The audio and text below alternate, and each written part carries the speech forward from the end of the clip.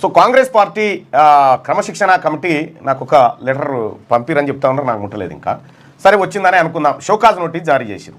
ఇక్కడ పార్టీ పదవులను అనుభవించి పార్టీని తిట్టుకుంటూ పార్టీలో ఉన్న నాయకులను తిట్టుకునేటువంటి వ్యక్తులకి షోకాజ్ నోటీస్ లేవు, ఎందుకంటే వాళ్ళు అప్పర్ క్యాస్ట్ కదా.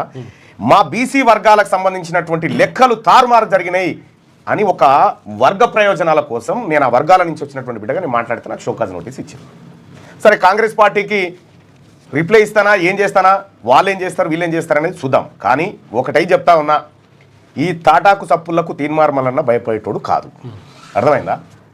మీరు ఆ క్రమశిక్షణ కమిటీ మీ దగ్గర పెట్టుకున్నప్పుడే, మీ వర్గాల దగ్గర పెట్టుకున్నప్పుడే మా వర్గాలకు ఏందో అర్థమైంది.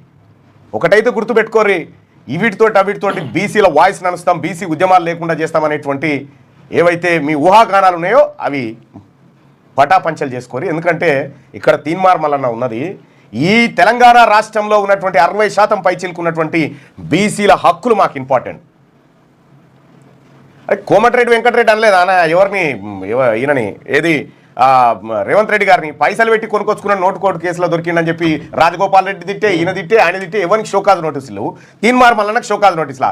తీన్మార్ మల్లన్నకు షోకాజ్ నోటీసులు ఇవ్వడం అంటే తెలంగాణ రాష్ట్రంలో ఉన్న బీసీలకు ఇవ్వడము కాదు. మేనిఫెస్టోలో ఉన్న అంశం మేనిఫెస్టోలో ఉన్నటువంటి అంశాన్ని నిక్కచ్చిగా అమలు చేయాలని చెప్పి చెప్తున్నటువంటి సందర్భంలో మీరు షోకాజ్ నోటీస్ ఇచ్చినారు. రాహుల్ గాంధీ గారు చెప్తున్నారు. ఓకే, మా నాయకుడు రాహుల్ గాంధీ గారిని మేము విశ్వసిస్తా ఉన్నాం. తెలంగాణ రాష్ట్రంలో ఉన్న బీసీలం ఆయనకు వాస్తవాలు ఇంకా చేరకపోవచ్చు, కానీ ఏదో ఒక రోజు వాస్తవాలు చేరే రోజు చేరిన తర్వాత అప్పుడు మీ పరిస్థితి ఎట్లుండో చూడండి.